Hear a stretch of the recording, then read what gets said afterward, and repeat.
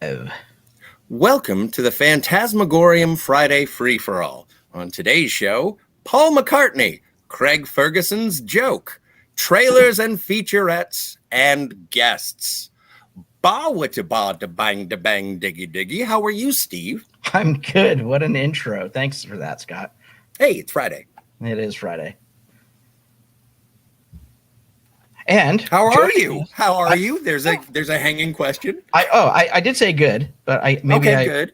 maybe And that it Kat, got yourself? lost I'm sorry, did I throw you off with my Kid Rock? a little bit. No, it just froze and everybody's screens disappeared for a second. But yeah, good. Oh, it's probably the internet. I blame the internet.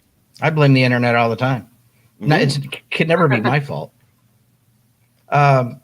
So we had this is the free for all. While we wait for a couple of more guests, we love having Kat. I think Phil might join us, maybe the Richard, but we had a couple of topics, off the top that we were going to go through. But right before we went to air, this dropped. So the Suicide Squad in on the action featurette dropped. Nice.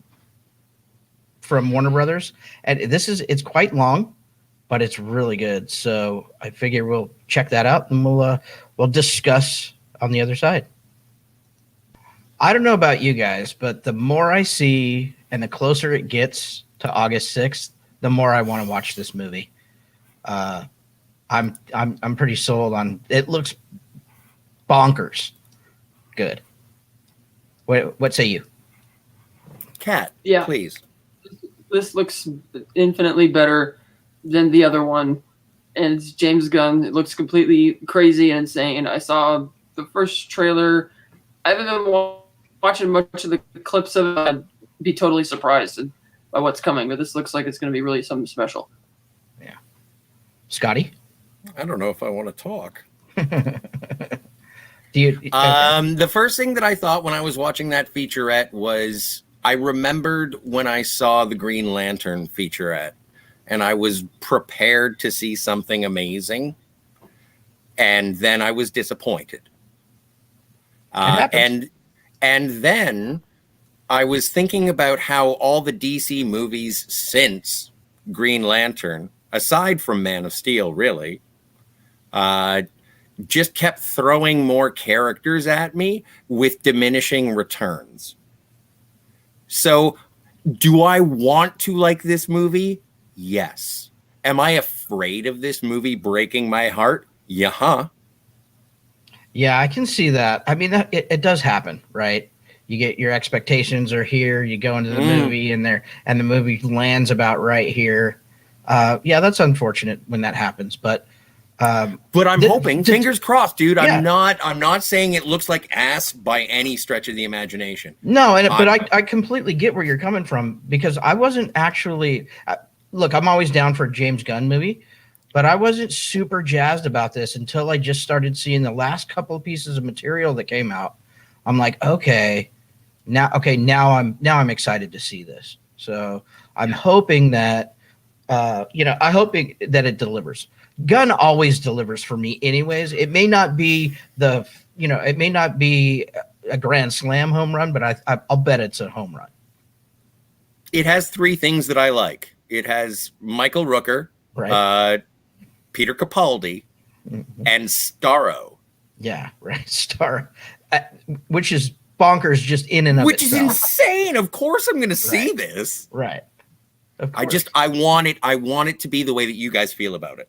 Yeah.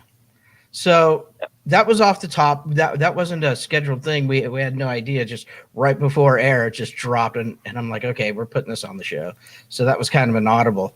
Back to kind of what we had off, scheduled for the show, and then we'll just kind of see where the conversation takes us. This is Hulu's got a new documentary called McCartney 321: A Day in the Life. So let's go ahead and check that out. This is a short little tease, and I believe this is actually streaming now, so you can watch this now on Hulu. 2, 3, 4.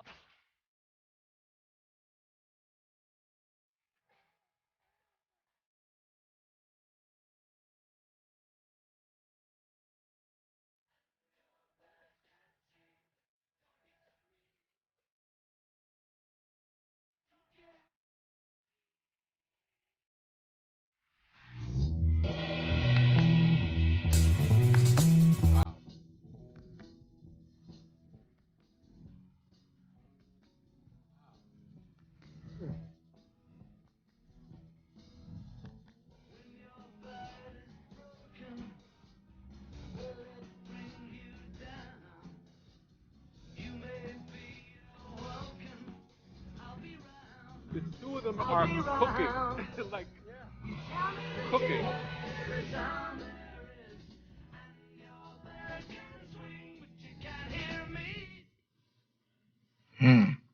Very interesting. We can Okay. play that? Apparently, All right. it's an ad. We can play It is technically a commercial, yes. any advertisement, trailer, piece of marketing material. It's just very interesting. While we are discussing the Paul McCartney conversation, do we have a picture of Paul McCartney? Oh, yes, we do. There we are. So, thank you very much. First You're things welcome. first, that joke is courtesy of the Craig Ferguson show, the late show with Craig Ferguson. And I would highly recommend anywhere you can find that, any more Craig Ferguson you can get. I just want to give full credit to one of the funniest jokes that I've ever heard or seen. Anyway, I couldn't watch that trailer because the entire time I was thinking about Angela Lansbury. That's funny. I thought maybe you were thrown off by Rick Rubin. No, Nice to see Angela Rick Rubin. Lansbury the entire time. Nice to see when Rick Rubin. When they showed young Paul McCartney, I was thinking about bed knobs and broomsticks. Of course you were. Whatever. Nice to see. Anyway, how do you feel? Are you looking forward to it? Do you want to see the show? Oh, absolutely. I've been a huge Beatles fan my entire life. Love Paul McCartney. Like I was going to say, it's nice to see Rick Rubin embracing his Grizzly Adams look. Did get that. Love that. So I'm just always surprised. And one of the greatest show business loves, in my mind, is Paul and Linda McCartney. Sure. They're in a Simpsons episode together. Like it's incredible that it, and I'm surprised that when Paul McCartney does his new stuff or does any of his self-promotional stuff, I have no idea why he doesn't include more Linda. Now, I think I saw Tom post in one of our Facebook chats this morning that he had seen it, liked it, and it covers not only the Beatles but also Wings and then the McCartney solo career. So that's cool. It's cool that they're not just focusing in on the Beatles stuff, but expanding his entire discography. Career. Absolutely. And career, life continued after Linda passed away. Yeah. I'm not saying that by any stretch. Sure. Captain, what did you think? Not much from the trailer because it didn't really give a sense of what Right. this is actually going to be. And I like their music when they were with the Beatles and some of the stuff afterwards, but I'm not that interested in watching a lengthy documentary about him. It's like, okay. Same with the Peter Jackson documentary that's coming up. He says, "Oh, I want to dispel the rumors of discontent on Let It Be." It's like I didn't know that there was any rumors of discontent on it, and I just read that it's going to be 6 hours long, and I'm like, I don't know if I want to spend that much time on it. It's like, yeah, I like the music, I have all of it, but I don't have. I'm not going to be inclined to sign up for it to watch this. Yeah, I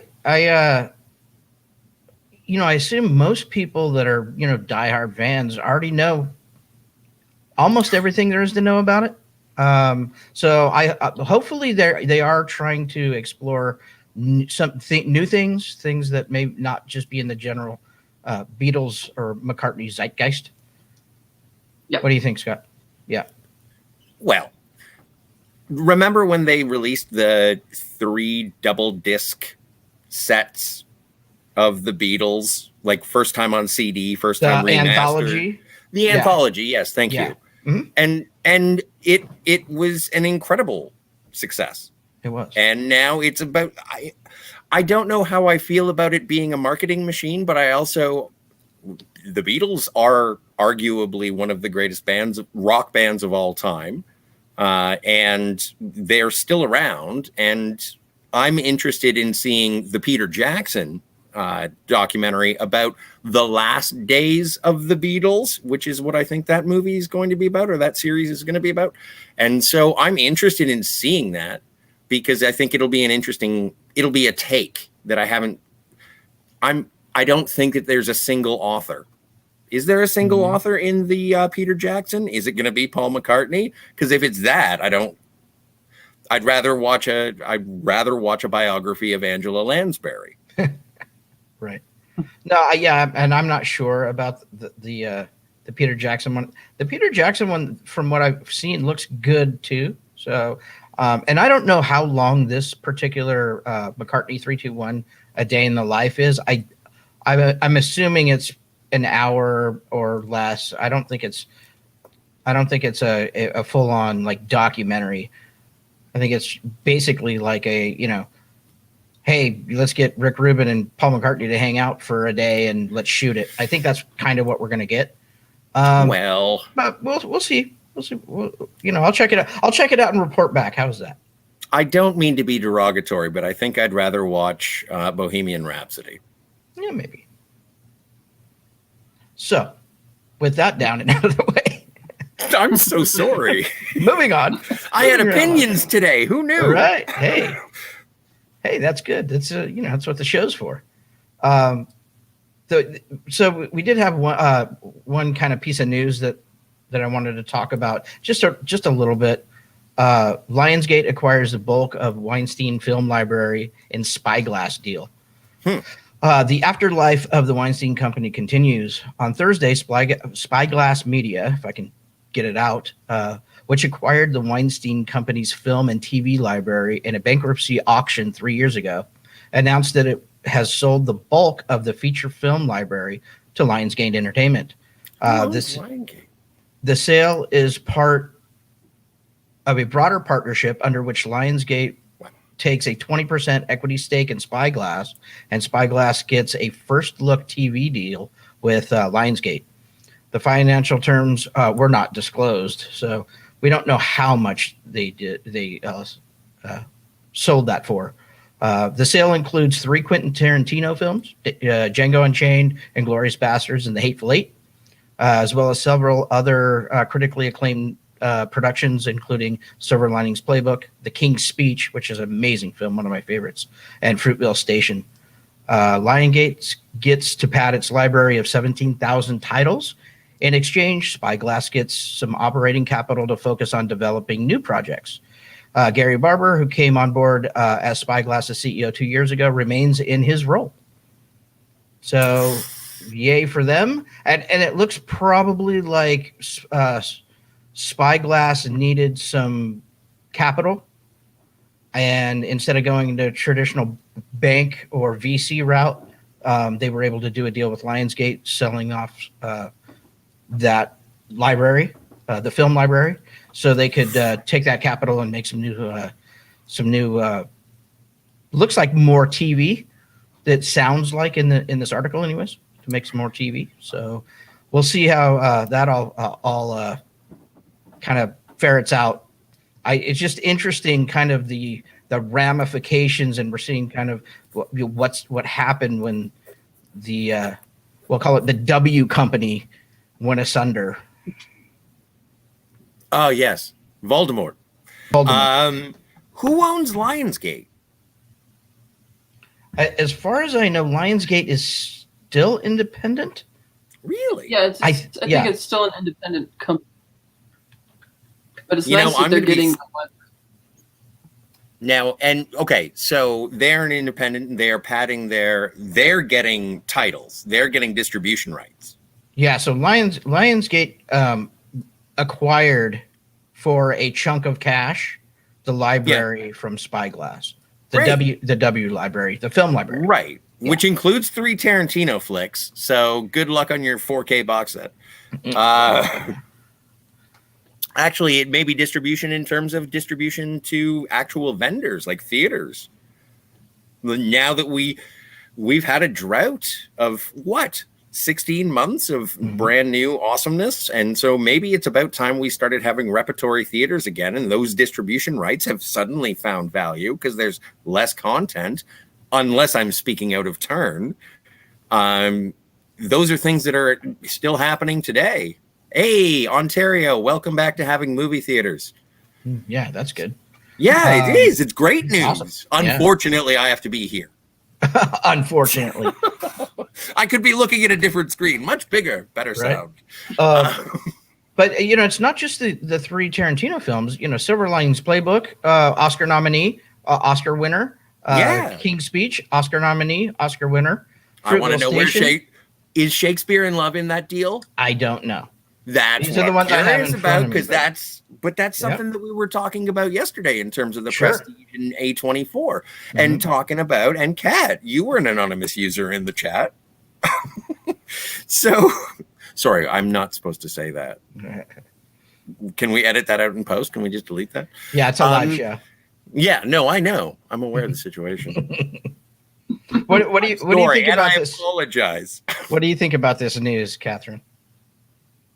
I like it that the library is going to end up somewhere and not just be stuck in limbo until they figure out what they're doing, because it seems like the other Weinsteins, the other guys on the board, are just getting out of it because they were kind of behind the scenes anyway. Harvey was more the face of the company, but made a lot of the moves for the company, whereas the other guys are just kind of, the money guys on the board in the background. So it's fine that they're going to give it to a successful studio to manage the content, so it doesn't just end up getting like, oh, sorry, we can't distribute this because of blah blah blah, locked up in limbo forever. So it'd be nice that Lionsgate's kind of successful.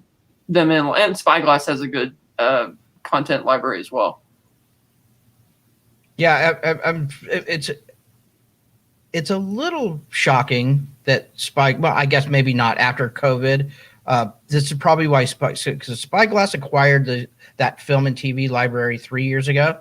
So like halfway, like a year and a half after they get this library, COVID hits, and who knows what happens to their company financially, right? I know Spyglass is still doing good TV stuff, but as far as movies, maybe they just saw the liquidation of the library, of the film library, in exchange for capital was a good move. And Lionsgate was probably just poised to say, listen, this will be a great addition to our library. And here's, we'll give you some cash and we'll take some equity. And if I may interrupt, can you rebrand Weinstein movies as not Weinstein movies? Can you make them so that if you were a distributor and you were showcasing them, would they attract ire? You cannot rebrand them. You mean like take off the Miramax or Weinstein company name? Any film historian who would like to go back and see these distributed movies, know the history of the movies, and would there be people who are film historians who disagree with these films fundamentally? I would assume so. So it's it's an investment that doesn't seem to have a whole lot of, you have these titles, but what are you going to do with the one? Okay, but let me ask you this question then, as I bring Phil into the conversation. Hey, hello, Phil. Nice. As the general movie-going audience, people that may not watch shows like this every single day of their lives, or read this kind of news every day of their lives, just generally go to the movies on the weekend to get the hell away from their 9 to 5. They'll go see Bounce with Gwyneth Paltrow. And do you think they really care about the King's Speech? That it was because it was from a Weinstein company once upon a time. That's what I'm saying, Scott. I don't know how much it would really affect the films. Understood. As a business, from a business standpoint, I think it makes a lot of sense to get these, and maybe we don't know the actual numbers, and maybe at a bargain, right? To be able to do the King's Speech, Fruitvale Station, Inglourious Basterds, Silver Linings Playbook. These are titles that people want to see and will want to watch in perpetuity. So anybody else want to chime in on that? What's the topic? We should probably let's move on. Let's get past the Weinsteins now that Phil's here. New guest, new topic. Weinsteins. Oh yeah. So what happened was Lionsgate bought their film library from Spyglass. So it was interesting. It's a good company. They're a decent company. So yeah. I wonder what happens to Dogma. I don't know.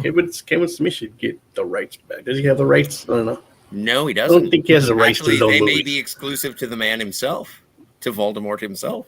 Oh, yeah. Shame. Like Doug. Okay, I'm gonna leave this up to you, Scotty. Do we watch the Habit Red Band trailer, or do we talk about Nicolas Cage? It's Which up first? to Phil. It's up Okay, to Phil. Phil. You pick, Phil. I'm done with the trailer. Then we could talk about Cage. Nick Cage. Boom. All right. So, don't expect much from this movie, but there's a Red Band trailer for a movie called The Habit, and it looks pretty campy, but and you'll know right. The stars Bella Thorne, Gavin Rosedale, and Libby Mintz. But here we go. You chose this. I know. It's nuns going off, so we love nuns, as they do. Red Band nun trailers. So here we go. Here's The Habit.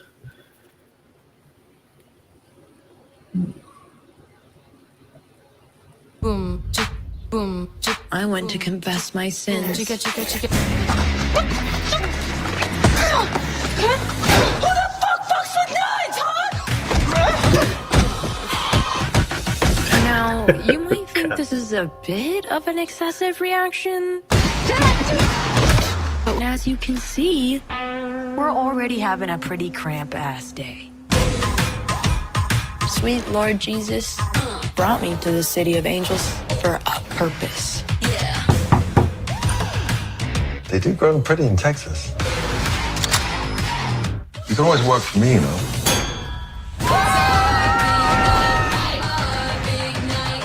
Working at the club, aka selling a bunch of drugs to LA's horniest crackheads.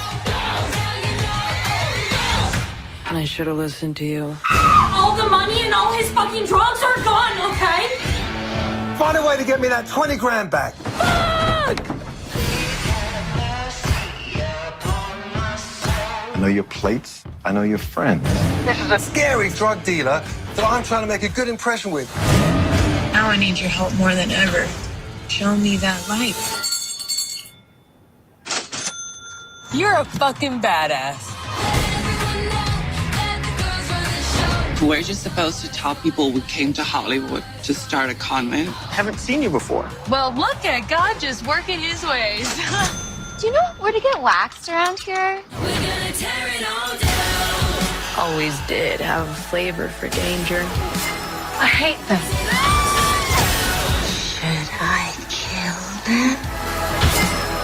We're gonna tear it all down.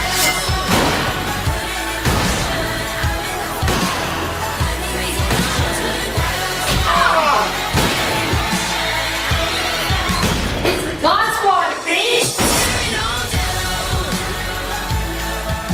So what don't I know about you?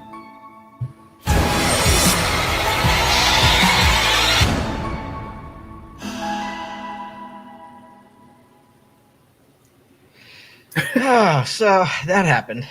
Like spring All over the place. but with nuns. Right? But not nuns, just nun costumes. So that's what Sister Act 3 is about, huh? Yeah. Yeah, no, I can't. And I will follow him wherever the crack flows. Whatevs. It looks exploitatively interesting and somewhat funny. I do enjoy inebriates, so whatevs. I'll see it, I guess, maybe sometime.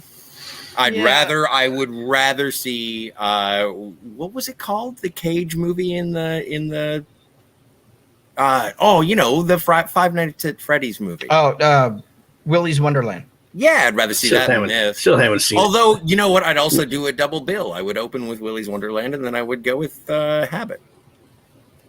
Or, as Phil likes to call it, Sister Act 3. Exactly. Right. Perfect. Yeah, I didn't. I mean, there's some funny stuff in there, some cringy stuff too. It's like, You remember? Oh my God! It was a movie with Mark Wahlberg, and it had Commander Sisko from Deep Space Nine in it. What was it called? It had Lou Diamond Phillips. The Big Hit. Yes, sir. Thank you so much. That looks like today's The Big Hit, except maybe not today's. Maybe like 8 years ago, The Big Hit. Interesting. I don't know. Catherine, do you have an opinion either way here? I could hear the trailer for the most part, but it was mostly frozen on the playback. But it sounded like I was listening to it, and I'm like, okay, it sounds like a crazy thing that doesn't sound very familiar from the first two Sister Act movies, but okay. No, that's totally a joke. No, there was That was a cocaine joke. and revolvers. It was not a Sister Act movie. Yeah, that was a joke. I don't know what it is. Yeah, I'll watch the trailer later, but from what I could hear, it sounds like a bunch of nuns kicking ass or whatever, but Yeah, No, but pretty they're much. not nuns. But they're not nuns. They just sort of pose as nuns to sell crack. And Gavin Rossdale is in the movie. Yeah. I'm down for that. And Paris Jackson, too. They're like, oh, yeah. I don't even know who Paris Jackson is. It's Michael Jackson's daughter. What? Seriously? Yeah. Yes. Oh, yeah. Oh, man. I never paid attention. I respected her privacy. Oh, yeah. But then she was in Habit. And so now I got to watch. Mm-hmm. Interesting little movie. I thought we'd share it, and I don't know. I don't know if I'm. Look, I'm not going to run out to the theaters to watch this one, but you know. Well, it's on demand. Yeah. What? Yeah. I don't know that I'll pay for it at any time. But if it does come across Amazon, Hulu, or I'll watch it if it or comes on Netflix, a streaming service. Yeah, I'll check it out for sure. But I wouldn't pay for it. All right. So I'm gonna let Scotty take this next one. This is basically Pig star Nicolas Cage on abandoning Hollywood. I've gone into my own Pig Star. got in my own wilderness. He says he is the star of Pig. He is the star of Pig, but if you're gonna summarize Nicolas Cage with Pig Star, I'm sure he would dig it. Well, then you need to take that up with Variety because that's where we pulled this quote or this headline. I know, and so I'm brighter. As always, I have been remiss in rehearsal, so I only got this from the headline. And as Steve said, Pig Star. Fuck. Demonetized already. I'm gonna editorialize the headline from Variety. Academy Award winning actor Nicolas Cage on abandoning Hollywood. I've gone into my own wilderness. Now, I have not read any of this. I will do a couple of quotes, and then I want to talk about it with you, how you feel about Nicolas Cage, just in general. I do feel, says Nicolas Cage, I do feel that I've gone into my own wilderness and that I've left the small town that is Hollywood, Cage says. I don't know exactly why Rob left his stardom. I assume he's referring to someone named Rob. Rob being the character from Pig. I don't know why exactly Rob left his stardom. It's never fully explained, and I like that about the movie. But as for me, I don't know if I'd want to go back. I don't know if I'd want to go and make another Disney movie. It would be terrifying. It's a whole different climate. There's a lot of fear there. That is the paragraphical quote that I am going to leave upon because I thought that was pretty hella profound. Yeah, like that was a good argument right there in that one statement. Yeah, and I haven't seen it yet. A little bit of art imitating life, I think, a little bit. This movie, the movie Pig, is actually getting really good reviews. Mm-hmm. We showed the trailer and reacted to the trailer here, and we thought it looked fantastic. So it's getting really good reviews. It's interesting. Kat, it's also my interpretation of Babe 3. It's like so in Babe 3. Never mind. Okay. Never mind. Yeah, good one. No, I mean, look, I think so. What Cage has done is found his own little kind of Cage-verse.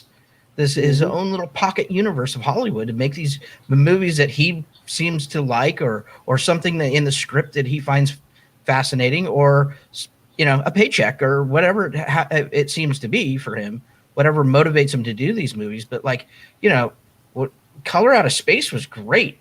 Mandy was great. I mean, he's doing these cool films. Moonlighting was great. The Rock was great. Leaving Las Vegas was great. But not. Yeah, but so that's the dichotomy between what I just said, which were small indie films and big Hollywood blockbusters, right? So, but I'm also speaking to the range of the talent of Nicolas Cage. People make fun of his, like, I don't even know if people think that he's insane. They just sort of put him in his own category. He is just Nicolas Cage. He's kind of like Jeff Goldblum. It's just like that's how that guy is. He's his own genre. Come on. But I respect his entire genre. When he does something absolutely ridiculous, I'm just like, great, Well, that was good. That was a compliment. So yeah, absolutely. I think my entire purpose here was to get together with a bunch of people who wanted to compliment Nicolas Cage. Yeah. Hollywood today doesn't deserve Nick Cage anyway. So, well, but he and the man keeps giving. But also, there have been misses. Like I walked out of Ghost Rider. Yeah, like I found that was the most supremely disappointing superhero movie I've ever seen, aside from one other, and the reason is that as soon as they turned Nicolas Cage into a flaming skull, and then they dubbed him. Yeah, it's kind of silly. Like that was when Nicolas Cage was supposed to be a rock star through a flaming skull, and as soon as the voice came out of Ghost Rider's head, I was like, nope. I literally noped out of that movie. Anyway, I sound like a millennial. Well, you're not wrong. There are misses, and not all of his little indie films that he's doing nowadays are hits either. But everybody has a bad day at the office, and sometimes you have several. But bad he days made two of them. That was 2 bad days. Yeah, but in a career that spans what 25, 30 years. I mean, listen. Con Air is amazing. Yeah. Sure. And absolutely. And if anybody ever says like, Valley Girls is amazing.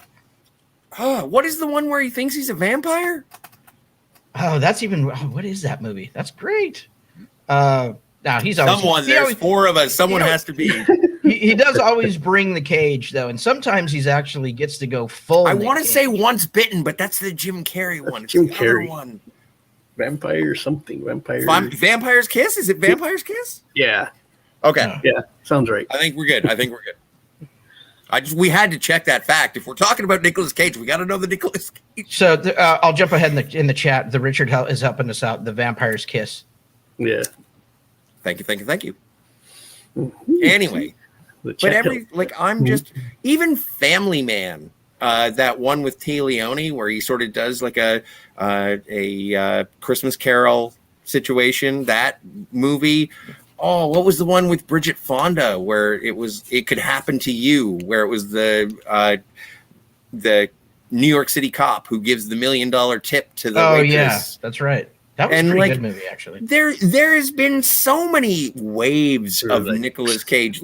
There have been Community episodes of episodes of the television show Community dedicated to an individual going absolutely insane trying to analyze the acting style of Nicolas Cage. I think that if he went into his wilderness now, we should all be very worried. Nah, he won't. He just won't do the big stuff anymore. That's all. Well, and also the sorry, Hollywood stuff is a lot more corporate. Mm-hmm. Yeah, no, I was gushing over the performances, but that is absolutely valid. Like, I wouldn't want to go back to the mall. Well, yeah, because there's no real freedom on the Hollywood movies either.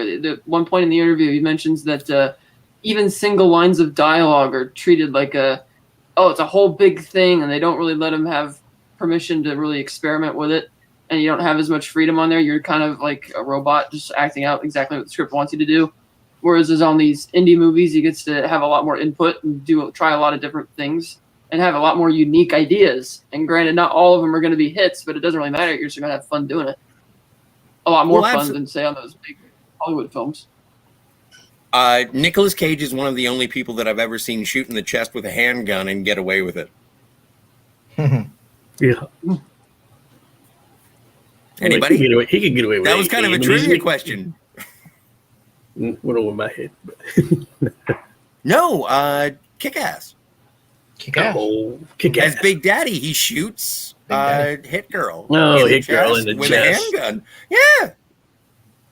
You don't get to do that unless you're Nicolas Cage. Who could get Yeah, away with he that? could do Willem Dafoe? Maybe Travolta, but who knows? Maybe Walken. Christopher Walken could do it. Well, Travolta's just like Cage in a way now too. So I don't think Travolta could. No. They should do another movie together. Who? Yeah. Travolta and Cage. I love Face Off. Would that be? Would those be the Vega brothers? Way. Oh, that could be the Vega brothers. Well, this is the third one because Michael Madsen's the other Vega brother. So Right. Yeah. The Vega triplets. Triplets. the Vega triplets. Oh, that's a good idea. Someone get a hold of Tarantino ASAP. Well, now that we're talking about Tarantino, what do you guys have any dreams or wishes that are completely and totally like you have no idea, you haven't been informed, but if you were to have Quentin Tarantino make Quentin Tarantino's last Quentin Tarantino movie for you, what would you like him to make? So I'll go first because I've said this before on this show. I would like to see him bookend his career with the Vega Brothers movie. Okay. Mm-hmm. Phil? If it ever happened, I still want to Kill Bill Volume 3. The Kill Bills are my favorite Tarantino films, period. Regardless. Cat?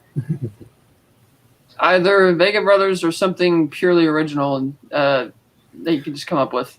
Yeah, but what? Like I know. But we'll see. Your dream. Do you want to see him like in a genre that he hasn't done, or a genre that you really love that you want to make? Like it could be a franchise. It could be anything. Not a franchise. Maybe Okay. see him do. He says he wants to write plays and stuff, but it feels like that's kind of what a lot of his movies already are, because you have the scenes like with two characters that just go on forever and ever. So maybe just continue with that. Like I don't have a preference for particular genre. I think he could probably tackle anything and do something interesting, do something very different, maybe something off brand a little bit. See, and now that you describe it, I want it to be a remake of Clue. That's what I want the last movie from Quentin Tarantino to be. Although sounds I guess, pretty good. Yeah. Anyway, I'd watch that. Richard, how are you, guys. sir? Hey, buddy. Hey, aloha, everybody. The Richard. Well, yeah, but he's That's the his only brand one name. Come here, on, so I feel I. Hey, guys. I'm just kidding. What's up? Love your show. Thanks, man. Do you have a pick for what you think Tarantino's last movie should be? What you want, or what you Quentin want? Tarantino's. Loosely. And getting back to Clue, though, they're already working on a TV show for that, so that's out of the picture, I think. Oh, that's a whole different conversation, sir. Yeah. But since you mentioned that, honestly, since he sold True Romance and Natural Born Killers, I would like to see him add to his Tarantino verse and just add more to some of those characters. I would like to see, and it could involve the Vega brothers and everything as well. It could be the end game of Tarantino films with everybody. Not a bad idea. You know, if I can't get the Vega brothers, I think what I'd really like to see Tarantino do is a some kind of pure sci-fi movie. Yeah, that would be my dream, and that would be sort of like the Steven Soderbergh remake of Solaris kind of thing. But Yeah. I think it would be the good version of that. Sure. Yeah, something original would be cool. If he wanted to reach Outland. back, Can you imagine Outland? or take an older property that hasn't been remade 100 million times. No, but I'm sort of, Phil, I agree with you. I want to see the Tarantino rumored Star Trek script that has happened and people told me was going to happen, and I always knew was never going to happen. And it's like, I'd love to see that. I would check it out. Well, you don't like Star Trek. So when you to watch it, even if it is Tarantino. Maybe more collaborations, like with Robert Rodriguez. Maybe another, double feature thing. Because I love the trailers that they put. I love the trailers that they created, and some of those movies got made. I'd love to see something like that would spawn off into a million other things. How many Machete movies are there? 2. No, Just there's 2? more than that. There's Just 3 2. or 4. Well, if you I know count the there's- Spy Kids I- movies, it's I a know whole there's- saga. The Spy I know Kids there's- movies, the I shitty know there's character, but I don't think I don't count them as canon. Machete was. kills. Machete Wait. kills. Did they No, do but Machete in space? I heard rumors of that. I don't know, but I think there is a third movie. I'm almost positive there's a third Machete movie. It's supposed to be a machete in space, but I don't know. Like Who that's knows? the only reason I like Spy Kids is because I enjoy seeing Machete. Mhm. It Yeah, is I the guess same that counts. character. It is the same character. Well, when What's you go out on a Saturday night, dude, do you act the same way that you do when you're around your family? And Spy Kids is a family movie. Oh, I act the exact opposite. Yeah, you try to be good. You're not killing people or pulling out their intestines and shit. Sorry. Yeah. Well, Who's there the bad was guy one in time. Spy Kids? The I bad don't guy in know. Spy Kids. That was also played Nightcrawler in X2. Yeah, He was really good. Cummings. Alan Cummings. Alan Cummings. Alan Cummings, yes. And then Sylvester Stallone was a villain in one of Yeah. them too. Oh, it was one. Wasn't it Was the it last two one of the or Spy three? Kids movies? I think it was 3. One of the Spy Kids Yeah, movies was third the last performance of Ricardo Montalban. Mm. So yeah, no, I give a lot of credit to the Spy Kids movies, and They're underrated. For sure. well, there's Sunday morning movies, but you're fine. Anyway, I gotta support a Texan, man, because that's Robert Rodriguez, Texan. So Mm. Gotta oh, is he support from Texas. Texas? I didn't know. yeah, he's from my state, my hometown. Really? I've got his book. I've read his book more than anybody's, I believe. Rebel Without a Crew. Yeah, that's supposed to be one of the great books about the indie movie scene of the early 90s and just how a bunch of rebels got it done. Isn't that like the subtitle to it? Rebel Without a Crew, how did whatever without no money, or I think it's Right. no money or something like that. How a guy with Yeah. $7,000 became a Hollywood player. That's how much he made. El Mariachi, I think, 7,000. Such a good book, such a good movie. That movie's so good. Mhm. That movie, Mariachi. Yeah. So let's see. You want to run through the comments, and then we'll continue on. Sure. Catch up with some of these comments. That's some good comments. Hey, Remo. Paula McCartney. Perfect. Oh, the unmarked grave of Paula McCartney. Would we be talking about this? We were talking about Paula McCartney, yes. That's actually Paul McCartney. And drag? also, it is absolutely a Craig Ferguson joke. Yeah, I love that Craig is from Ferguson, by the Ferguson. way. I wanted to say that. He's always been my favorite. Yeah, Not mine acceptable, too, dude. It's always my favorite. Yeah. Love Craig Ferguson. I Listen. am. Hey, he's Scottish. I'm Scott. It works. Kinda. Todd Michael. Hey, greetings from Ohio. A state recently appearing in Loki and Black Widow. Hey, Todd Were Michael. there- Hey, Todd Michael. Were there Ohios? Hey, Tom Michael. Yeah. Yeah, Ohio's both. where the rocks cart was.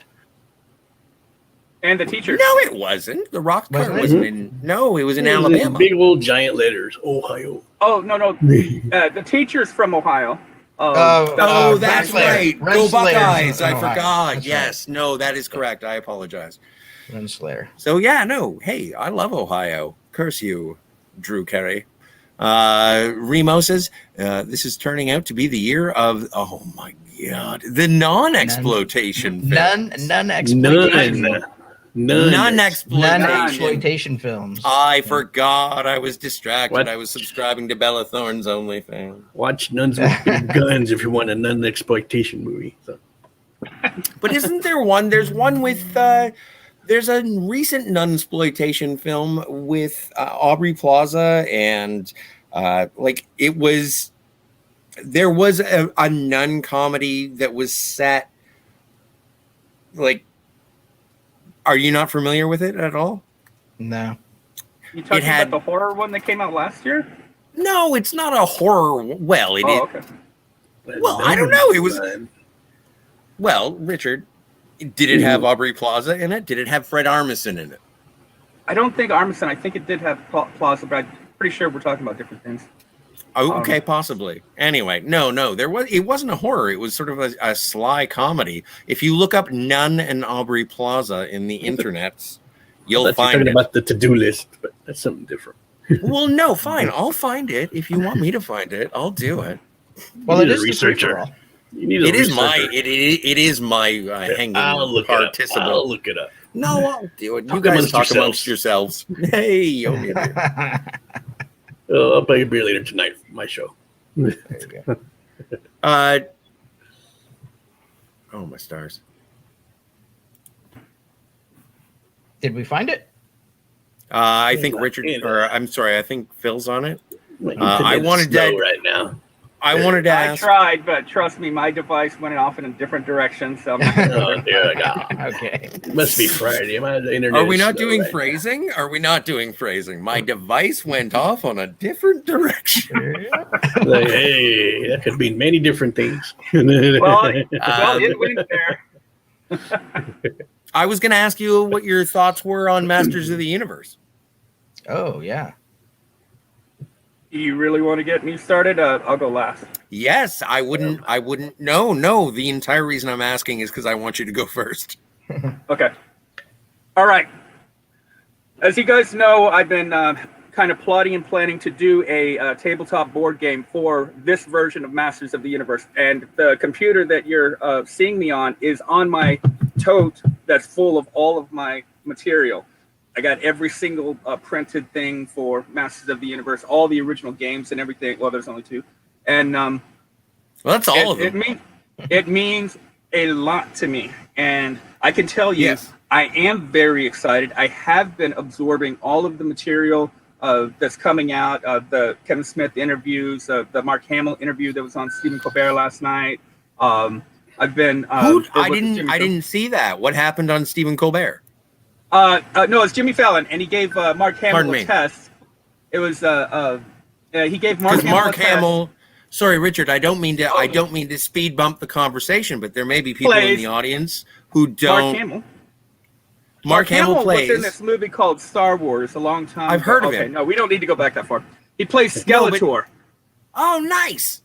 Ooh. Yes, and it's not like everybody is saying, "Oh, it's too much like the Joker," because he also played the Joker in the Batman the Animated Series. Mm-hmm. They showed a clip, and you could tell. Oh, he does have his own nuance. It is going to be different. And I forgot. I swear to everything that's holy, I forgot that it was Mark Hamill doing the voice. It took me back to Skeletor, and that was perfect for me. Well, and that's great. And that's fantastic. And you've had a relationship with Masters of the Universe since you were, what, like knee-high to a grasshopper or what? 8, I think. It was 7 or 8, yeah. Which is awesome. Yeah. This would be my franchise if I was to reboot. And because I like to design games, that's the most logical thing for me to do. And that's why I got everything. So anyway, about the show, there's controversy, though. You guys may or may not have never heard. So what happened? This series is supposed to be a direct continuation from the original animated show. It's not connected to the mini booklets that came with the figures. It's not connected, supposedly, to the 2002 miniseries that was really good. It's supposed to be a continuation. And there's a lot of hoopla, hate coming out from the obvious channels, the familiar hate channels that we're familiar with, of saying, "Oh, but I'm not familiar with these channels. But why are they upset?" No, but why are they upset? I'm going to tell you because it's come out in a lot of the press that Tila is going to supersede He-Man. It's going to be her show, not He-Man's show. Now, as a person who is vaguely familiar with Masters of the Universe, I have to ask you a question, and I apologize for my swears, but who the fuck is Tila? Okay. She-Man? I am not diminishing what you're saying. Her man, they man. No, Tila I don't want to take away from you. This is interesting lore. It is. In the animated series, essentially, you've got the intro is My name is Prince Adam. I'm the son of King Randor, la-di-da. This is my pet cat, Cringer, giant green They stripe always thing. la-di-da past the most important part of the enchantment. Well, at one point, he discovers this a magic sword was bestowed to him, and when he says, by the power of Grayskull, he turns into He-Man, which was played by Dolph Lundgren in the 86, 87 movie, and pretty nicely, actually. And but Adam's friend and He-Man's compatriot is Teela. She's his guardian as the prince in the castle, and she doesn't know that Adam is He-Man. Huh. So I'm just going to give a spoiler here because it should be common knowledge to people who know this stuff. Teela is involved in the future, was supposed to be involved in the future arc. So literally, they're doing what was supposed to happen. Teela is the answer to rescuing He-Man. That's true, but it's always been part of the story. And she's got a special connection to the sorceress of Castle Grayskull, which is the source of all the power, all of the power of good in the universe. Yes. So, no, I understand Castle Grayskull. Like, I'm not a total moron. Like, I get it. Castle Grayskull is, yes. I had a Castle Grayskull. Nice. And then Evil Skeletor and his brood are trying to constantly overthrow He-Man, overtake Castle Grayskull. And when you watch that clip, you get to know a little bit more of why Skeletor is trying to get to the castle. I thought that was very fascinating. And now, when is this show being released? 22nd of July. Okay, yeah. And so, would you be interested in having conversations about these episodes as they are released? You better believe it. And I've got all of the books to explain every single character. You better believe it. He's already booked. Probably on 7 channels. Nope, I've got my resources ready to explain all the characters after the show and everything. So I'm gonna need a primer. Yeah, well, let's do that. That sounds amazing. Let's think about that. Yeah. Let's absolutely think about that. Okay. Yeah, no. I'm not. Sorry, I didn't mean to pounce on you in the middle of a conversation and be like, "Hey, we're all talking. We got 7 people here, and they're all going to hold you to it." But no, I think that your passion for it, and I was always a big fan. Like, I had Masters of the Universe action figures. I had the play sets. I bought my Snake Mountain at a garage sale, or my dad did. It was $5. He was so mad, and so like.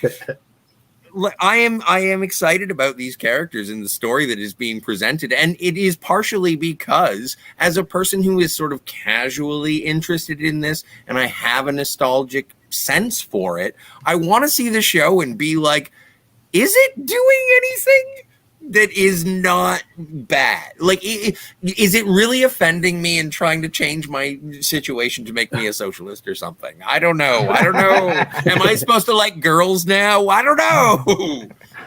I do. I just don't know if He-Man is the place to go look to, like girls. I'm interested. I'm definitely interested in watching this show. But I think the Masters of the Universe is prime for a live action reboot.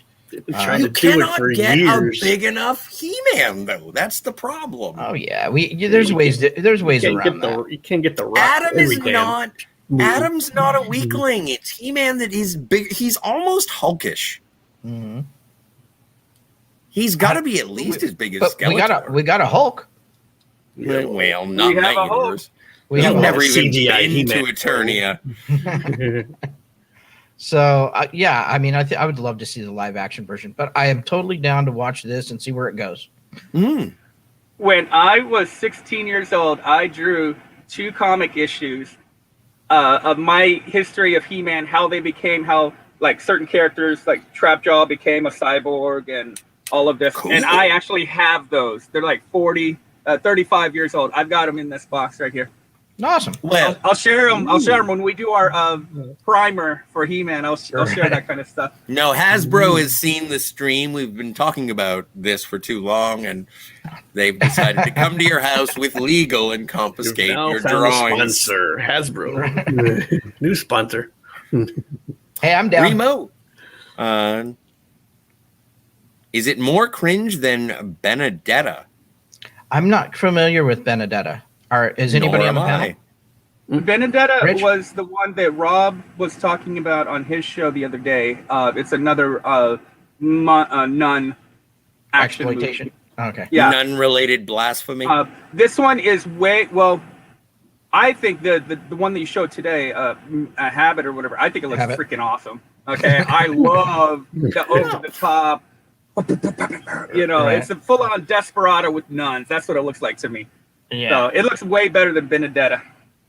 Okay, cool. Yeah, I've never heard of it. Some dude called the Richard chimes in. Aloha, all. The bit hit didn't connect with me. Habit looks fantastic. Yeah, There we go. the big hit actually disappointed me at the end. Yeah, me Yeah. too. Doesn't There have wasn't this enough. ending. There wasn't enough Ben Sisko.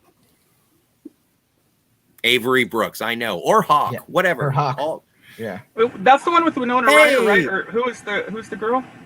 I don't remember the name of the lady in the big hit. Cam says, hello, what's happening, everybody? At Hey, Scotty Cam. R37. Looking sharp, KK Looking sharp. coming in for a tryst. Yes. As other people have known, I have a relationship with a young lady who has, her initials are KK. Cam says, the Richard, aloha, good to see you. Cam and the Richard, good that you guys know each other. Yay. The Richard says, great to see you, Cam, Todd, Michael. Why are you reading my stuff, man? Because I'm just reading the thing. I'm just going through the chat. I don't know how to do this. Just going through the chats. Would you like to read Remo and say Cocon? Cochon. Coco. Cochon. The Richard, would you like to read your own? The Richard says, liked Color Out of Space more than Mandy. And I'm pretty sure what he means is Mandy was really drawn out and it had a long intro build-up, whereas Color Out of Space probably intrigued the Richard like very intensely and with the history too. History of the lore. I'm sure that's what he's thinking. Cam has something else to say to you.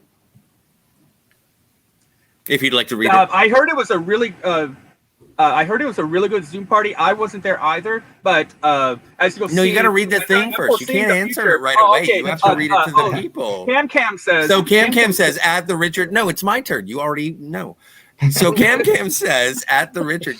I missed RMB's Zoom last Saturday. I've been in Spain for 3 weeks. Wow. Woo! All right. The rain in Spain. The Richard says... Oh, wait. I'm foreseeing the future. Twice. This one. No. This one. Hawk, awesome. How cast your trip. How cast your trip. Oh, nice. I need new glasses. Apologies. Oh, the Richard says, I need new glasses. Apologies. Had to reschedule appointments, so forgive the typos. I'm sure he's sincere about that. And thanks for chiming in with the Vampire's Kiss. We eventually got there, but thanks for that, man, for sure. I couldn't pull it. Todd Michaels, hey. Hey, Todd. Jam back in. Well, yes. Man. We talked about this yesterday. We're talking about the Nicolas Cage Tiger King is what it was. Yeah. The Tiger King show being canceled. That's a bummer. I would like to have seen that. Yeah, we talked about it a little. You did, but the thing is, you did. Yeah, but you watched the documentary. Yeah, it would have been cool to see, especially if they dug deeper into the, into the story. Okay, hang on, Well, just 2 shakes of a lamb's tail. I think that's probably why it got canceled, though, because the documentary went off the rails. I call it a documentary. Went off the rails really quickly to start talking about all the crazy stuff with the murder and moving away from what he was actually about. And it was like a truth is stranger than fiction type of thing. And once the zeitgeist of it and the hype passed, it's like, well, it'd be basically doing the same thing again. It just has Nick Cage in it. And maybe that would be fun for an internet variety skit or something. But for a feature-length film, when the interest is past, it's like... no, but it was really worse than that. It wasn't even going to be a movie. It was going to be a series. Right. It was literally going to be a dramatization of a thing that everybody watched. Right. And Which was I already a guess that's- dramatization in a way. Yeah. Right. Probably why they canceled it. Although I guess they did make The People versus O.J. Simpson, and that was something that everybody watched. Yeah. So I did. We were talking about it yesterday about the zeitgeist, and I think it was maybe it's just kind of its time. Like we said, nobody's talking about the Tiger King today except for as a response to this news. But when it was happened, it was all anybody could talk about when the show was on. So I wonder if it's just a slip out of the zeitgeist, and Amazon was like, you know what? We don't think we're gonna actually make money here. I don't know. There may be some other legal issues behind the scenes that we don't know about, because all the people involved are all involved in with one legal issue or the other. So it's interesting turn of events, but probably just as a business decision, probably a good decision on Amazon's part. Sucks for us because, come on, Nick Cage was born to play the Tiger King, right? yeah, but I think that it would be. I think it would be more interesting to make I think the movie that would be more interesting to make about the Tiger King would be about the Tiger King responding to the response to the Tiger King once it showed up on Netflix.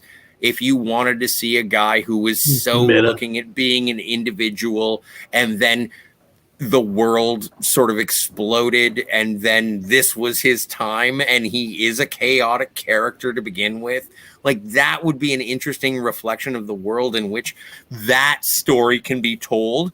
But if you just retell the story of the Tiger King, like in 8 months, I'm going to be like, or I could just go watch the Tiger King. It didn't happen that long ago. I have a memory longer than a goldfish. Isn't he in prison though?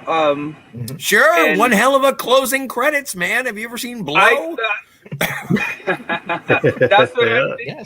Is if we were to, it would be kind of interesting to see him in prison doing an interview with all the cameras and everything. He's there sitting in a cell, not as flamboyant as it used to be because he's been tamed, I'm sure.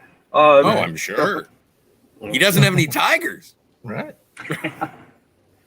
I'm sure he's been in prison. I'm sure he's been tamed. Anyway, Todd Michael says to me, you dislike Ghost Rider and said one other film. What is your other film? Asking for Ohioans everywhere. It was one other superhero film. I don't know if I don't want to talk about it. Oh, okay. So in that case, like that is 1 out of 10 in my rule of movies that I have rated. Mm-hmm. I don't want to talk about it. You're going to find out if you bring it up, but I'm not going to talk about it. Okay. Because I don't want to talk about it. Cam says, so that makes up for a lot. Yeah. I don't know what it was in reference to. I apologize. I don't either. Cam also says, I've been here 6 times, 3 to 4 weeks, and run with the bulls 19 times in Spain, I assume. It replaced jumping out of helicopters and planes. Well, hey. Wow. I don't know. I think I'd rather jump out of helicopters and planes. So I was fortunate enough to jump wild out of animals helicopters are wild. and planes, but I don't know that I'd want to run with the bulls. In fact, it was hard to jump out of the plane. Why jump out of a perfectly good helicopter airplane? That was always my question. But because of the view, we end up doing it anyways. I actually liked rappelling out of a helicopter is one of my favorite, and spider rigging is also one of my favorite things to do in the Marine Corps. Sure.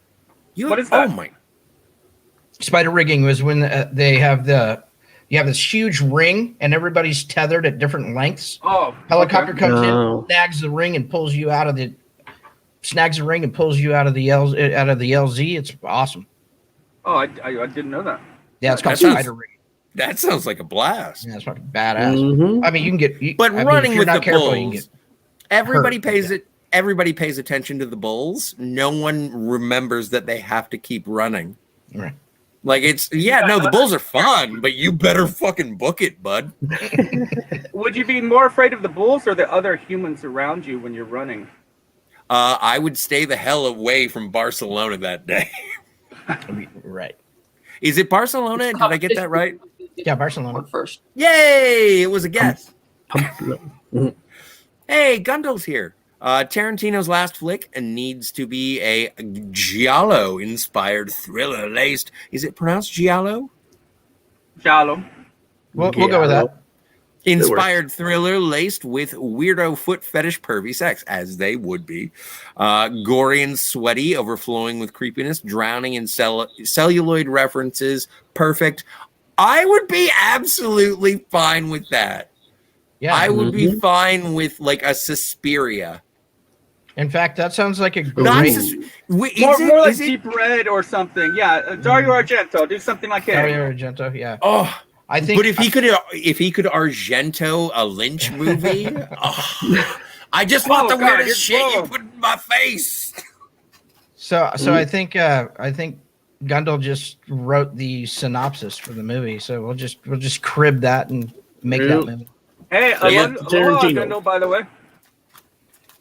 That's familiar with Gundle, but and Gundle knows what he's talking about. Gundle's a badass motherfucker. Mm-hmm. That's cool.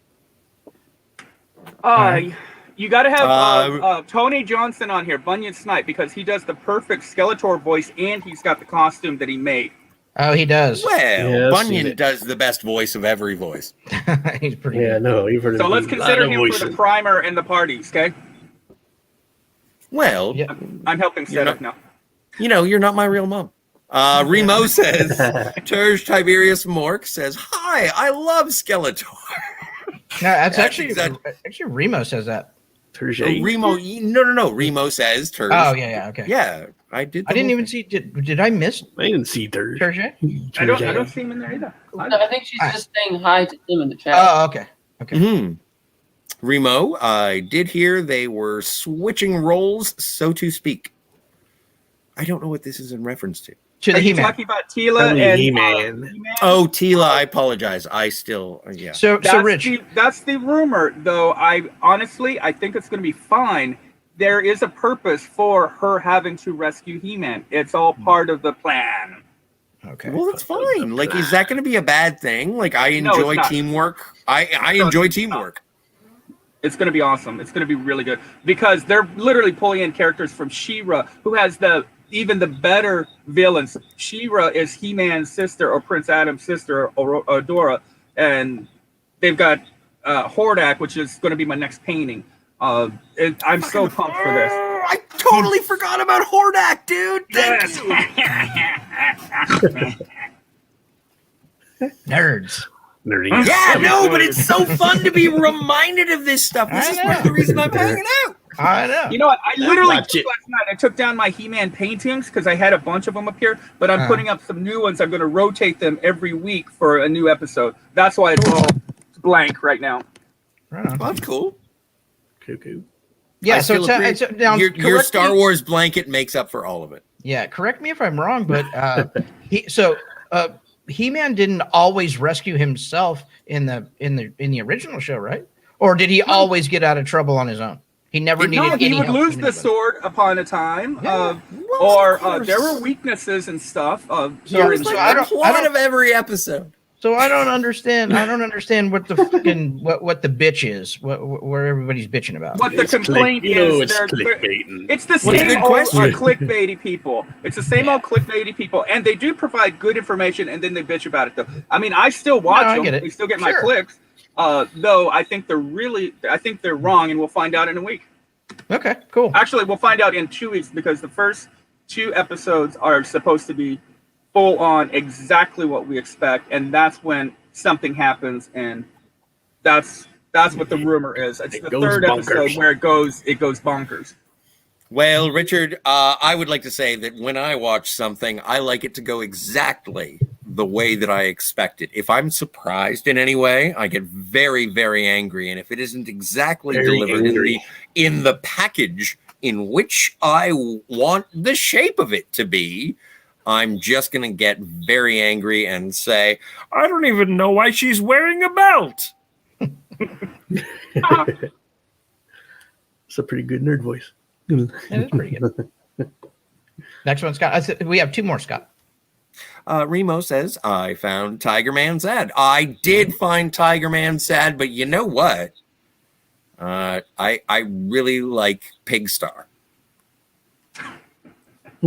And Todd Michael says, if the world had not had a pandemic with so many stuck at home watching Netflix, it would never have been on anyone's radar like so many other Netflix shows. And I think he's talking about Tiger Man. I think he's talking about talking about how everyone should go see Pigstar. I think it was way before the pandemic started, though. Like No. It was right. It was just after they canceled sports, because that's when I started hearing about it. All the people who had no sports to watch, they went straight to Tiger Man. Tiger Man.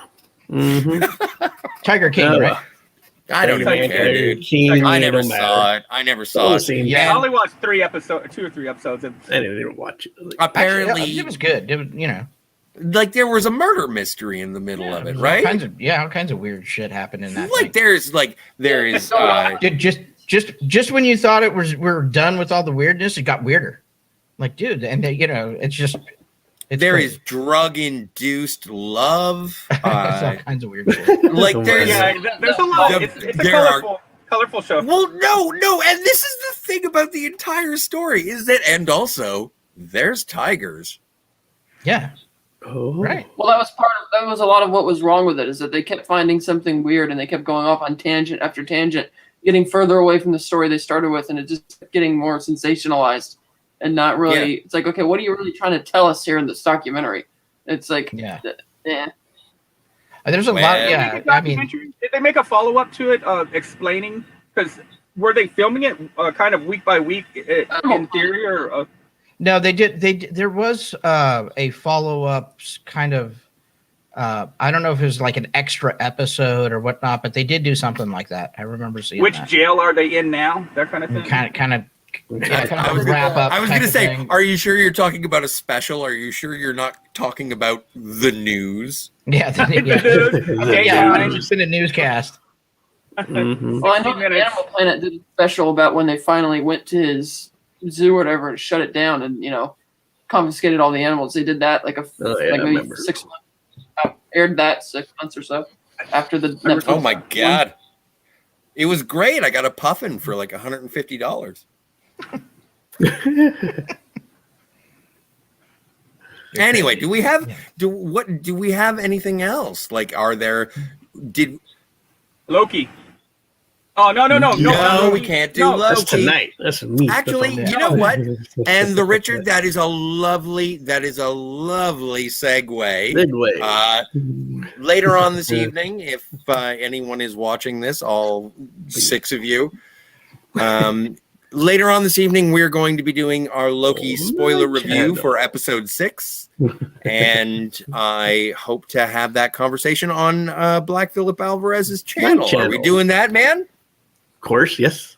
We should do that all scheduled. Sounds good. I misspoke. I said Loki. Actually, what I meant was the Kevin Feige Rotten Tomatoes Part 2 video that I mentioned in chat the other day. That Steve said, "Hey, why don't you come back and give us your theories on that?" Let's get into it. All right. Okay. Well, before we get into it.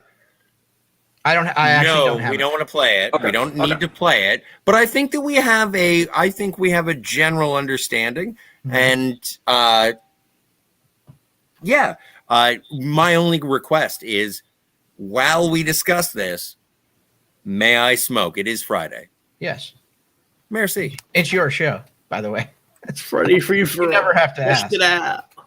Well, it's only courteous, and I think it's a thing that you should definitely ask when you're in the company of others. Smell or no? Where you can smoke and drink all you want on my channel. So, well, and thank you for that, sir. So, the floor is yours. All right, thank you. I need a new floor. I need it in the living room. This one and the. Oh, okay. All right, here we go. Good one. Everybody that's reviewing the Kevin Feige Rotten Tomatoes Phase 4 Part 2 video are focused on like the ending, the abomination, and everything moving forward, Eternals and everything. The big takeaway that caught me, and I had to rewatch this a few times, is that I don't think, was it Tony Leung? Is that his name? Yep. He's the father in Shang-Chi. I honestly do not think he's the Mandarin, and here's why. Now, we've heard from various sources that he is playing the Mandarin. Well, if you watch Kevin Feige's body language and his verbiage, you listen to everything, the way he talks about Tony Leung, and then as he moves to the abomination, he uses very different languages, such as Kursky or whatever is abomination. He says is. He's doing very affirmative confirmations. Whereas when he's talking about the Mandarin, it's often he's talking about Shang-Chi's father and Tony Leung in the same sentence, but he never says the father is the Mandarin, and he never says Tony Leung is the Mandarin. Agreed. It's very it's very separate. It's very specific. And because there's a lot of people still talking about Iron Man 3 and what a mess up that was and everything. I don't think it's going to be Ben Kingsley as the Mandarin. I would actually love that if it was, because that would be a double fuck. But I don't think it's going to be Tony Leung, though. That's really one of my big points. It's really interesting. We were having a conversation the other night, and someone said that Mandarin is not a geographic locality. It is a language. There's a language. Does anybody know who that was? Was it you? Hopefully not John Cena. Might have been you. No, it was not. Oh, it might have been Catherine. Yeah. Well, I was hoping Mandarin she would is say. a dialect. Yeah, it's a dialect. It's like Spanish. It's the name of the language. It's not really. I mean, once they decided they weren't going to do that for the third movie, they said they've already. I mean, Dustin Cretton, the directors, already said that they wanted to redo that whole Mandarin character and make him more. They don't want to do the whole Fu Manchu one-dimensional type thing. They said they wanted to flesh him out, and they said that's what they did with Tony Leung as for Wen Wu, which is his character's name. And he was making it sound like he definitely is, like it's one and the same. And I can't think of, in the world of the movie, why Mandarin would be his nickname, unless he does shop that around for some reason. And I guess he does, assuming the Marvel one-shot All Hail the King is canon. I guess he, shops that somehow, or maybe other people call him that. But the director of the film was making it sound like Tony Leung is that character. Yeah, it'd be weird for him to call himself the Mandarin, right? Yeah. That would be weird, but it might be a moniker that underlings or other criminal organizations call him, maybe out of a sign of respect or in some weird way. Or secret identity. Or a secret Or the identity. Mandarin is the Right. title of being kings of the Ten Rings.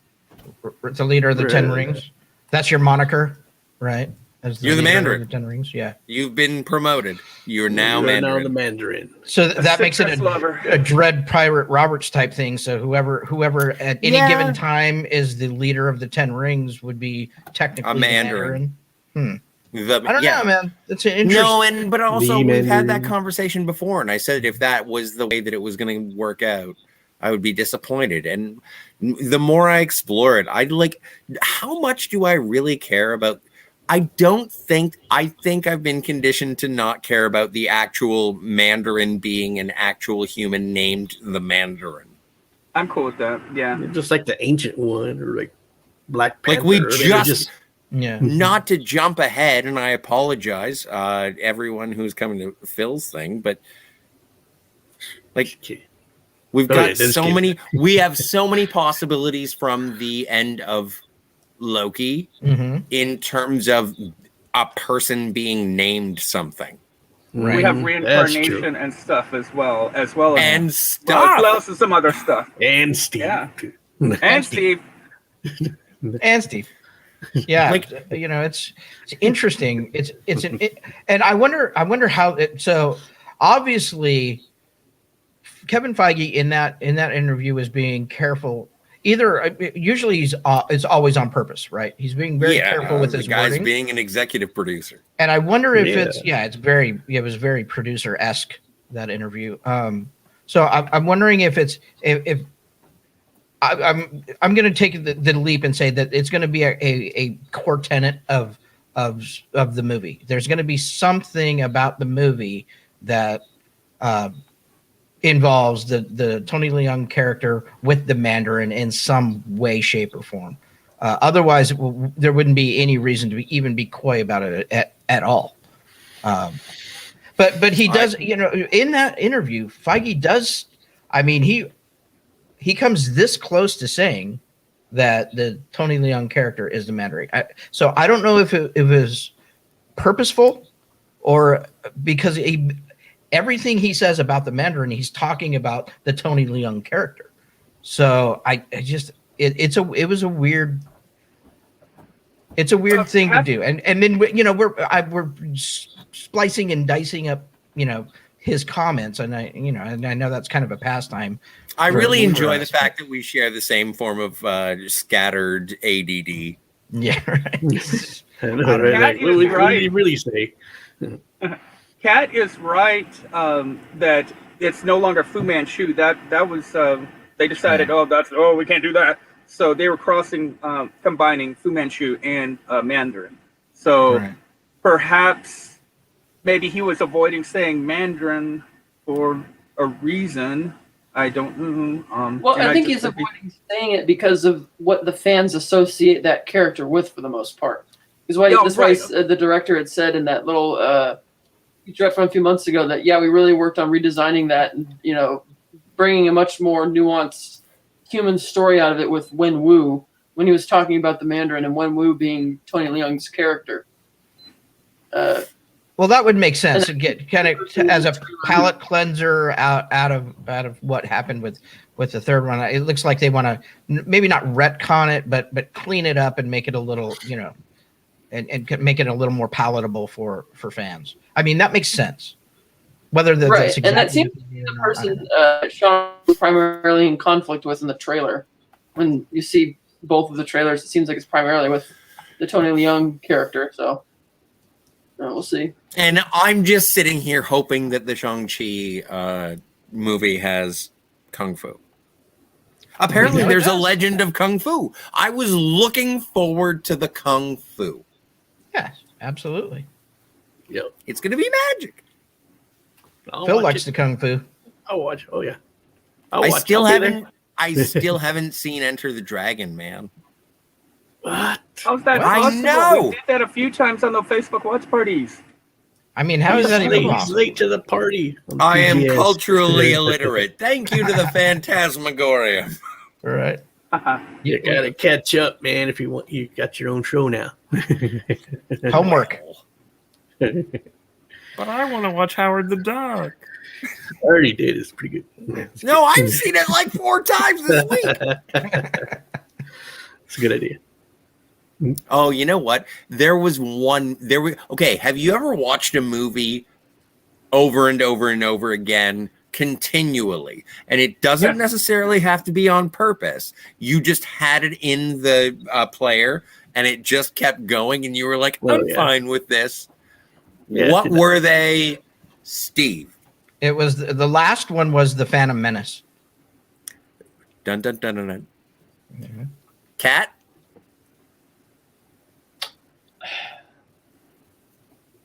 I don't think I've actually done that. Watching the same movie over and over. I've not done that. Valid answer. I think. Have you ever gone back into a theater right after seeing that movie? Yes. No. Yes. No, actually, no, I did do that. If I keep asking you questions and you keep saying no, it feels like I'm just like, well, then get out. No, I was trying to think. Yes, maybe no. I don't know. So I've got a 6 timers club. Sorry, what? Richard? I've got a 6 timers club. What is a 6 timers club? It started off with Near Dark. I put it in, watched it 6 times in a row straight. Was it VHS? Yeah. You had to rewind it. Yeah. Oh no, it rewinds itself. Or I rewound it. Whatever. Oh, but you anyway. had a fancy VCR. Damn, fancy VCR. Anywho, Battle Royale 6 times in a row. Oh my God, you are Rollerball. psychologically damaged. Battle Royale, Rollerball, the remake, because I hadn't seen the original, and that had to be on DVD. That had to be on DVD. Yeah, on DVD, of course. Okay, All of this are on DVD or VHS. Well, no, the first one was on VHS. You got to tell me the format, The Doors. man. I know you're a very eclectic individual. The Doors, I think, was 3 times. But going in and out of theater, Batman, 1989, the very first time I was allowed to go to a movie on my own. Really? Walked right out, circled back around, didn't call my mom, watched it again, called her after the second time. She was Yeah, pissed. the very first movie I did that too. No, was wait, E.T. sorry, Steve. I don't mean to interrupt you, but we haven't got to Phil. Phil, have you ever watched the repeat on DVD? No, not on DVD. I've left the whole movie in like one night, fell asleep drunk, and then I woke up and it's still playing. Well, that's like Star Trek: The Motion Picture for me. I don't remember what movie it was, but as far as doing it in the theater, I did it with the first Ninja Turtles. I watched. You went right back in and watched it again. Nice. Sorry, Steve. No, I think I've said it 3 times. So yeah, the first time I ever did that was to E.T. I saw E.T. and I walked right back in the theater and watched it again. Man, I was like 4 when that movie came out. Yeah. Only movie I've ever done it with is The Dark Knight. Good one. It's a good one. Anyway, yeah, really good. Do that too. I mean, I don't do it too many times. I was one of the first people to screen Dark Knight in ArcLight Sherman Oaks, and because that's back when we had film. And I remember messaging my buddy in Hawaii, MC, saying, "Oh my God, this is such a great movie! I can't believe they put Tony Shalhoub as Alfred. He didn't get the joke, right?" So the next day, my brother from Florida says, "Yeah, I heard really good things about The Dark Knight, and apparently Tony Shalhoub is playing Alfred." So that was the best. I mean, I don't do jokes very well, but that's the best joke I've ever done in my life. It's pretty funny. Oh my God, I would pay good money for Tony Shalhoub to be Alfred. I know. It's gotta love him in 13 Ghosts. Yeah. You know those movies that I talked about that I saw 6 times, like Battle Royale and Rollerball and everything? 13 Ghosts as well. The disturbing ones. Yes. And I've made board games out of those. I've got the notes still. How I combine Clue, the board game Clue, with the movie 13 Ghosts. Right. And I have those notes. There. 16 pages of notes right here. Right there. 13 Ghosts. Well. Hey, man. Looking forward to your... I'm really looking forward to talking about Masters of the Universe, and I'm looking forward to talking about the ins and outs of your game around Masters of the Universe. Everything, your passion is really, really inspiring, man. Spooge, all everywhere. I'm so excited. I'm so excited. I don't know if that's the right one. Yeah. I'm just happy that whenever I get to be able to talk to you about this stuff, and I know I'm doing game show voice, but it is always a pleasure to see you, man.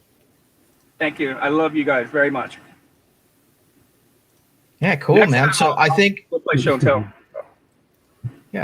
Yeah, like we do this every Friday free for all. You're always welcome on the show. Makes it better, makes it more entertaining. We can all get together and shoot the shit. We love doing that here.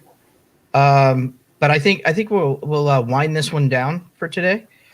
We do want to let everybody know that on Black Phillip Alvarez's channel tonight at 7 p.m. Pacific, we will be doing the Loki review. Oh my God! Loki episode 6 should be an interesting one. It should be very interesting. We'll get into that. So come check us out over there on Black Phillip Alvarez's channel. That's later tonight. And we will be back Monday, as we are every day, Monday through Friday at 1 p.m. Pacific. So until then, unless anybody has anything else, it was great to have all three of you on as guests. And please come back. Thank you, Kat. Thank you, Phil. Thank you, the Richard. I am so happy when you guys show up. It's always like me and Steve have a party, but it's always nice to have a bigger party. Well, and it's always nice when Paul McCartney shows up. I love when Paul McCartney shows up, and also special thanks to Craig Ferguson. Yes. Get him on the show if we can. No, we can't. We can't. Darn it. I would love that. That's so hard. Yeah, no doubt. So we will call this this shindig. We'll call this a close. So for the Richard, Catherine, Black Phillip Alvarez, and Scotty R37. My name is Steve Foley, and have a great day, everybody. See you guys. Bye. Thank you.